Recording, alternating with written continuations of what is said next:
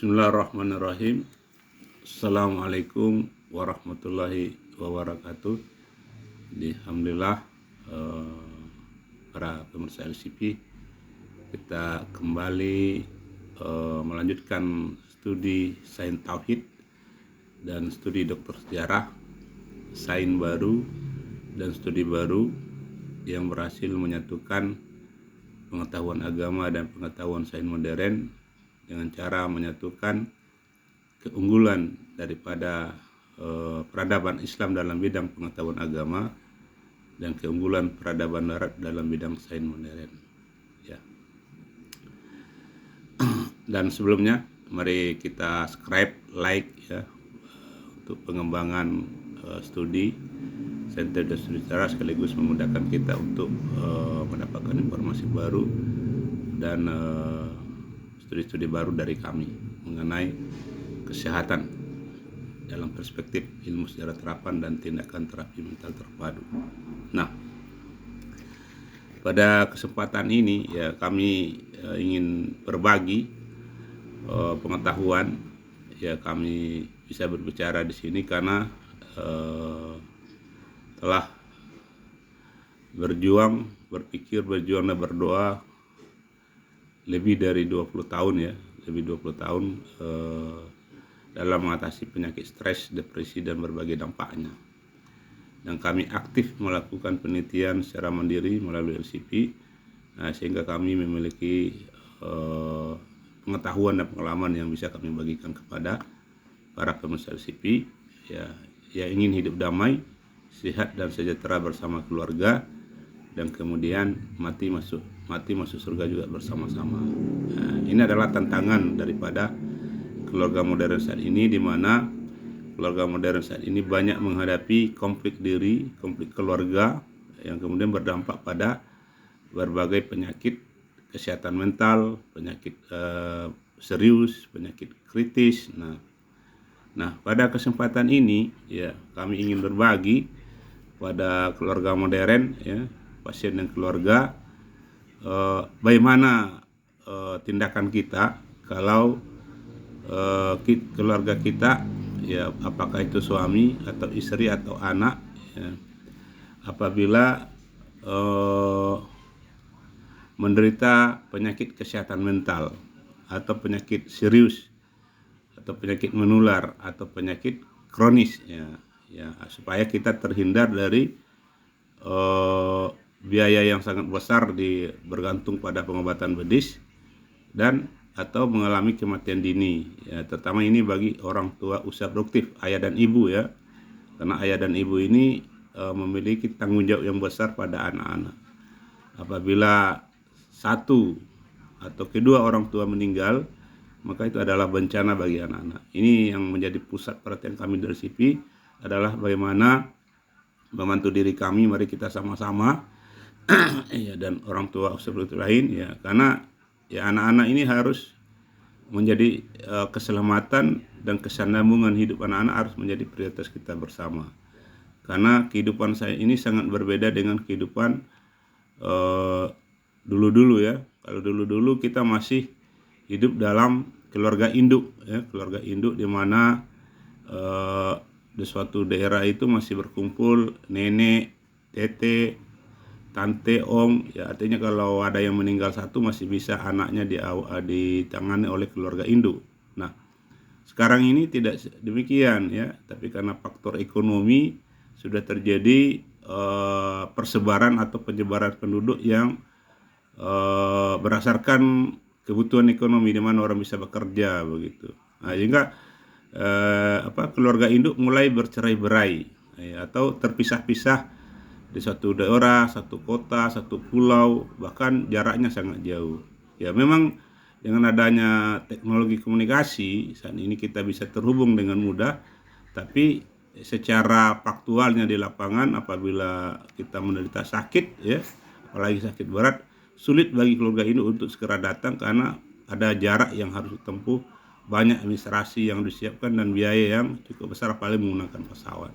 Nah, jadi ini sangat penting bagi ayah dan ibu ya yang berada jauh dari keluarga induk untuk mendalami kajian seperti ini, karena ini adalah berdasarkan pengalaman kami sendiri selama puluhan tahun, bagaimana berpikir, berjuang, berdoa agar bisa selamat dari penyakit kronis kami sendiri, itu PTSD ya, dan kelelahan saraf, agar bisa tetap bertahan hidup, bisa melanjutkan dan bisa sembuh total untuk keselamatan dan keselangsungan hidup anak kami ya, yang terdiri 6 orang ya.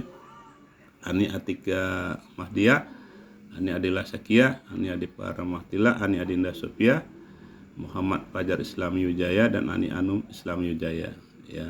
6 orang ya. Kami punya anak yang masih kecil-kecil dan remaja yang masih sangat membutuhkan pendidikan, pendampingan langsung dari kedua orang tuanya. Ini yang menjadi fokus. Nah, dari sini kami belajar bahwa untuk menghindari apabila kita menderita penyakit berat ya, seperti kesehatan mental yang selama sendiri, atau penyakit menular ya, atau seperti HIV, atau penyakit serius seperti jantung ya, serius karena kalau tidak hati-hati, atau kanker ya, yang sangat membutuhkan tindakan terpadu, atau penyakit kronis yang suatu penyakit yang sudah lama membutuhkan waktu lama begitu. Nah, ini bagaimana caranya keluarga, pasien keluarga bisa selamat dari pembiayaan yang sangat besar ya, menjual barang dan begitu apa, menjual barang yang sangat berharga untuk biaya pengobatan, dan atau ya, agar selamat dari kematian dini. Nah, dari pengalaman kami, yang pertama saya sendiri sebagai keluarga, ini saya lakukan ketika saya sudah konsultasi dengan dokter psikiater pada tahun 2002, 6 bulan berjalan, saya mulai gelisah melihat ada kelemahan saya lihat dalam pengobatan psikiater. Ya, bahwa kalau saya mengikuti ini psikiater saja berpatokan pada kimia sintetik atau obat dokter, rawan bagi saya. Sampai kapan tubuh saya bisa menerima obat kimia? Atau metode ini tidak menjamin ada kesembuhan, karena sebenarnya ada kelemahan-kelemahan yang tidak bisa diisi oleh pengobatan medis modern. Nah, jadi saya mulai mengajukan pertanyaan, saya ini siapa? Saya ingin mau sembuh. Nah, dari pengalaman ini yang bisa kita lakukan keluarga adalah, pertama kita harus aktif bertanya dan berdiskusi dengan dokter yang menangani kita. Apakah sejauh mana tindakan yang diberikan oleh dokter itu bisa membantu kita untuk sembuh begitu. Itu harus pertanyaan pertama yang harus kita ajukan kalau penyakitnya berat ya, atau penyakit kesehatan mental, penyakit menular, atau penyakit serius, atau penyakit kritis. Itu pertanyaan pertama. Tujuannya adalah kita ingin maksudnya kita berobat itu ingin sehat begitu. Maka kita ingin bertanya sejauh mana kepada dokter itu, kita bertanya sejauh mana, berapa lama, dan sejauh mana saya harus melakukan ini sehingga saya bisa sembuh kembali gitu. Karena ada tanggung jawab yang harus saya jalankan. Itu harus pertanyaan kita.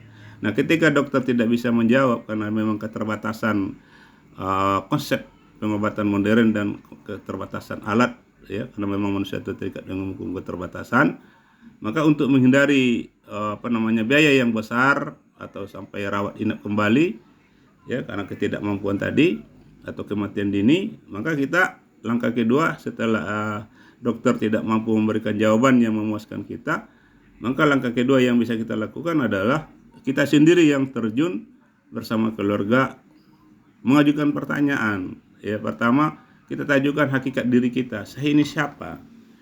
Nah, apa dan siapa diri saya sebagai orang yang menderita penyakit kesehatan mental, yang menderita penyakit menular, yang menderita penyakit serius atau penyakit kronis. Saya ini siapa? Tanyakan diri.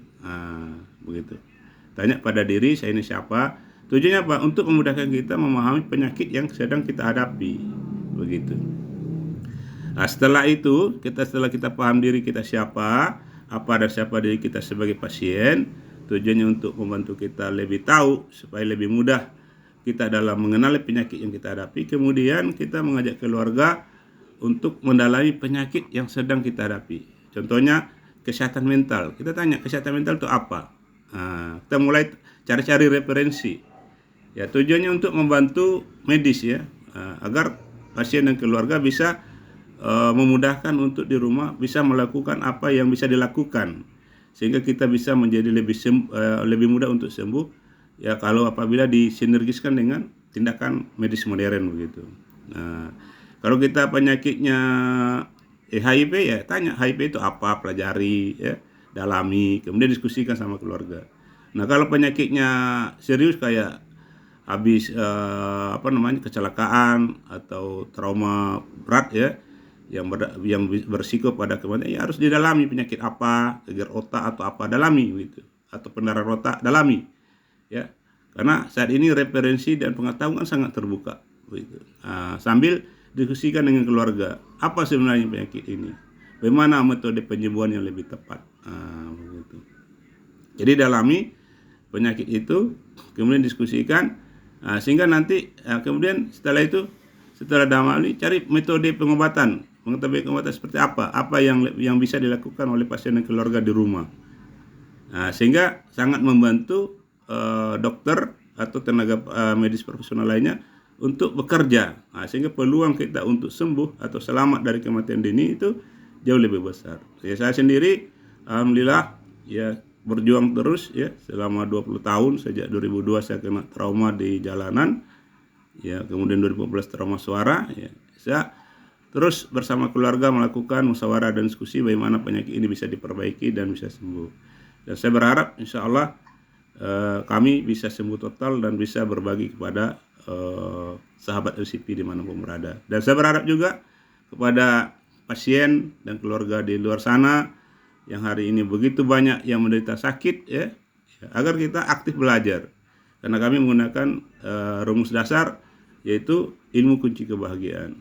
Ya, kami ambil dari perkataan Imam Syafi'i, man arada dunia fa'alaihi bi'ilmi, man arada akhirah fa'alaihi bi'ilmi, man arada huma fa'alaihi. Barang siapa ingin bahagia di dunia dengan ilmu, barang siapa ingin bahagia di akhirat dengan ilmu, dan barang siapa ingin bahagia di keduanya dengan ilmu. Jadi ilmu ini didukung oleh ya surat pertama yang Allah turunkan, Iqra bismi rabbikal ladzi khalaq. Bacalah dengan menyebut nama Tuhan. Jadi kita disuruh oleh Allah untuk mengamati, bukan membaca ya. Membaca tingkat awal itu adalah menghafal Quran, memahami. Kita gunakan Al-Quran untuk mengamati penyakit kita, begitu. Kita amati ini penyakit apa sebenarnya, penyakit apa. Sambil doa ya Allah, supaya kita tidak penyakit kita berkembang menjadi parah dan kemudian mengeluarkan biaya yang sangat besar, gitu ya. Ya kasihan begitu. Apalagi kalau banyak uangnya tidak masalah, tapi kalau tidak ada uang bagaimana? Sehingga bisa mengancam kematian dini. Dan kasihan kalau kita mengalami kematian dini, kasihan orang tua yang mati satu atau dua, kedua-duanya akan sangat berdampak buruk kepada anak-anak kita yang masih kecil dan remaja.